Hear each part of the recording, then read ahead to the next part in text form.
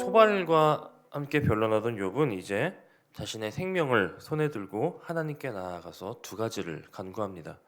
첫 번째 간구는 무엇이냐면 주의 손을 내게 대지 말아 주시며 주의 위엄으로 나를 두렵게 하지 마옵소서, 이렇게 간구하죠. 이 간구는 하나님께서 자신을 향한 심판의 손을 잠시 거두어 주시고 자신의 고통을 멈추게 해달라라고 하는 그런 간구입니다. 두 번째 간구는 22절인데 오늘 저는 이 22절의 간구를 가지고 좀 말씀을 나눠볼까 합니다. 그 간구는 무엇이냐면 하나님을 향하여서 이렇게 외칩니다. 나를 불러주셔서 내가 하나님 앞에 나아가서 하나님께 대답하게 해주시고, 또 반대로 내가 주님께 묻는 것을 내게 대답해 주십시오. 나를 불러서 주님 앞에 나아가게 하시고 나에게 그 이유를, 이 고난의 이유를 알려주십시오라고 하는 고난입니다. 우리가 에스더서를 통해서 보는 것처럼 왕 앞에 나아간다라고 하는 것은요, 아무 때나 나아갈 수 있는 것도 아니고 아무에게나 허락되어진 것도 아닙니다. 비록 왕비라 할지라도 왕이 부르고 왕이 허락해야만 그 앞에 나아갈 수 있는 그런 문화인 것이죠. 단지 왕이 아니라 지금 이 시대를 두고 보아도 우리가 누군가를 만나려고 해도 그 사람이 가진 지위가 높으면 높을수록 우리가 원한다고 만날 수 있는 것도 아니고, 또 설령 만난다고 약속이 잡혀져도 그 앞에 나아가기 위해서는 많은 준비와 많은 과정이 필요합니다. 아무리 높은 자리에 있어도 한낱 인간을 만날 때도 그러할진데, 하물며 하나님 앞에 나아가고 하나님을 만나기 원하는 것이 어찌 사람의 뜻대로, 사람의 마음대로, 사람의 소원대로 되는 것이겠습니까? 우리가 원한다고 해서 그렇게 되는 것이 아니라 오직 하나님께서 우리를 불러주시고 허락해 주실 때에 우리가 하나님을 만나게 되는 것인데, 욥은 지금 그것을 구하고 있다는 것입니다. 욥은 우리가 아는 것처럼 하나님의 성품도 잘 알고 있었고 무엇보다 하나님을 경외하는 그런 사람이었습니다. 그렇다라고 한다면 욥은 자기가 원한다고 해서 하나님을 만나고 구할 수 있는 존재가 아니라는 사실도 잘 알고 있었을 것입니다. 그리고 하나님을 만난다라고 하는 것이 자신의 생명을 담보로 해야 하는 그런 성질의 일이라는 것 역시 잘 알고 있었을 것입니다.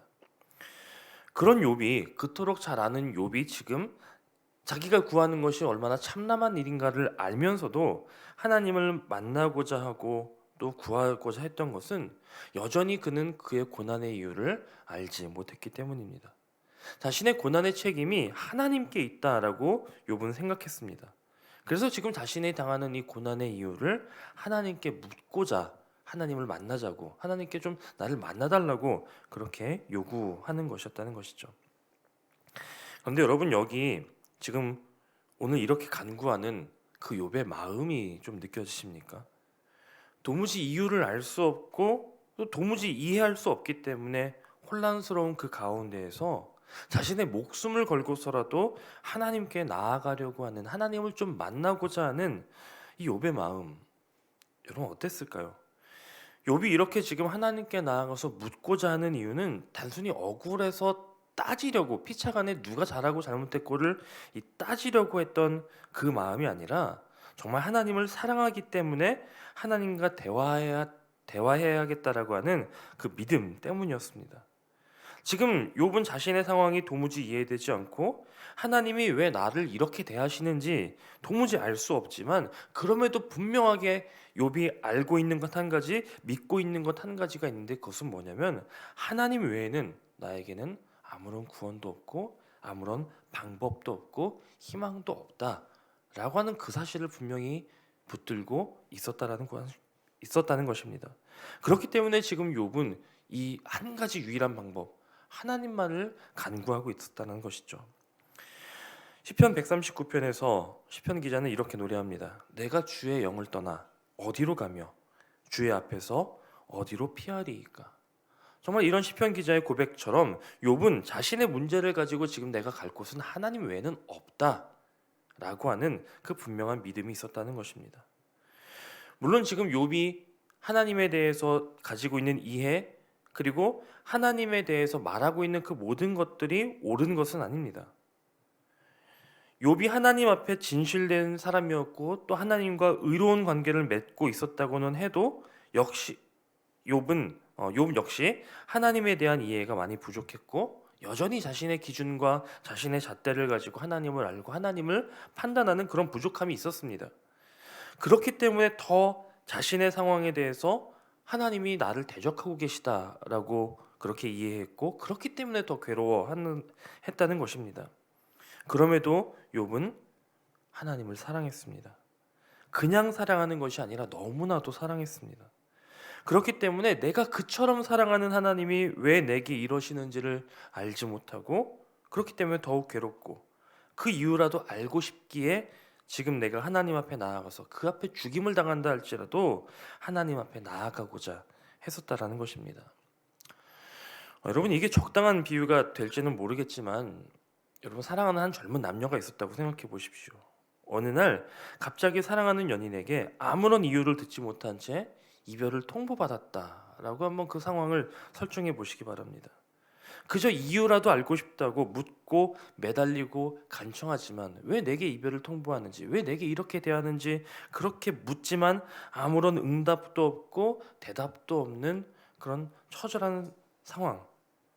그 눈물겨운 사랑처럼 이 욥은 지금 하나님께 그런 심정으로 간구하고 있는 것일지도 모르겠다는 것입니다. 그러나 여러분 지금 힘든 것은 욥만이 아니었을 것입니다. 지금 이런 욥의 모습을 보시는 하나님의 마음은 어떠셨을까요? 실상 우리는 욥기를 읽어나가면서 욥의 고통을 보지만 욥기에서 가장 고통스러우신 분은 사실 하나님이 아니실까 하는 생각을 좀 해보게 되었습니다. 왜냐하면 지금 하나님은 아무것도 하실 수 없는 그런 상태에 계셨기 때문입니다. 전능하신 하나님께서 모든 것이 가능하신 하나님께서 왜 지금 아무것도 못하시고 계실까? 라고 하는 그 질문은 이러합니다. 여러분 사탄의 참소에도요 하나님은 욥을 믿으셨습니다. 그리고 욥을 통해서 참된 예배자의 모습, 정말로 하나님을 경외하는 사람의 모습이 어떤 것인지 드러나도록 이 욥에게 그 모든 것들을 맡기셨다는 것입니다. 욥을 믿으셨고 또 욥이라면 할 수 있다라는 것을 아셨기 때문에 하나님은 자신의 모든 영광을 욥을 통해 나타나도록 그에게 거셨다라고 하는 것입니다. 한마디로 이제 하나님의 영광은 욥에게 달려 있었습니다. 하나님이 이때 하실 수 있는 것은 그저 당신이 사랑하고 또한 당신을 사랑하는 욥이 끝까지 그 믿음을 저버리지 않도록, 그래서 이 욥을 통해서 온 세상에 참된 신앙이 보여지기를 그것을 바라는 그 마음밖에는 없으셨다는 것입니다. 처음에는 욥도 거의 무너지는 것 같고 또 죽은 자와 같았지만 이제 욥에게 서서히 반전의 모습이 나타나기 시작하는 것이죠. 비록 지금 피투성이의 모습이지만 그 모습으로 자신의 목숨을 손에 들고 여전히 하나님을 구하며 하나님을 예배하며 경외하며 하나님께 나아갔다는 것입니다.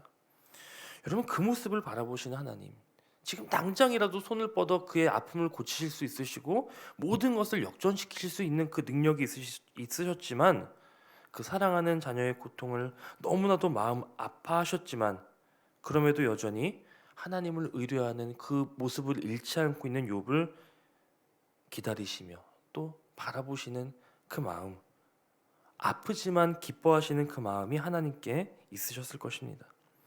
그래서 하나님은 그런 욥에게 응답하시려고 지금 준비하고 계시며 때가 되면 그 즉시 나타나서 당신의 뜻을 나타내시려고 기다리고 준비하고 계셨을 것입니다. 그 가운데 오고 가는 모든 욥과 그 친구들의 모든 말들을 귀담아 들으시면서 답할 것을 생각하시면서 그렇게 지금 욥에게 나타나실 그때를 기다리고 계셨습니다. 이것이 욥에서 나타나는 하나님의 사랑의 방법이었다는 것입니다. 사랑하는 여러분, 우리는 욥이 아니죠. 욥이 아니지만 우리는 욥을 통해 우리가 가져야 할 믿음과 또한 믿음의 방향성이 무엇인지를 보게 됩니다. 평탄할 때도 그렇지만 우리는 고통 가운데서도 여전히 하나님을 붙들고 우리의 마음을 하나님께만 두어야 합니다. 어떤 상황 속에서도 우리의 희망과 구원은 오직 하나님께만 있고 어떤 상황 가운데서도 그분을 향한 진실한 마음은 그 사랑은 변해서는 안 되는 것입니다. 그리고 그 시간 우리가 그렇게 하나님께 마음을 두고 하나님을 사랑하는 그때에도 우리가 기억해야 할 것은 우리의 희망이 구원 되신 하나님은 여전히 우리를 사랑하고 계시다라는 것입니다. 우리가 고통 가운데 눈물을 흘릴 때 우리보다 더 가슴 아파하시며 우리를 바라보고 계시고 또 가장 좋은 때에 응답하시려고 지금도 발뒤꿈치를 들고 당장 달려나갈 준비를 하고 계시며 기다리시는 그 사랑의 하나님을 바라보시기 바랍니다. 그 바라봄이 언제나 또 어디서나 우리의 한결같은 믿음과 방향성이 되기를 주님의 이름으로 간절히 축원합니다.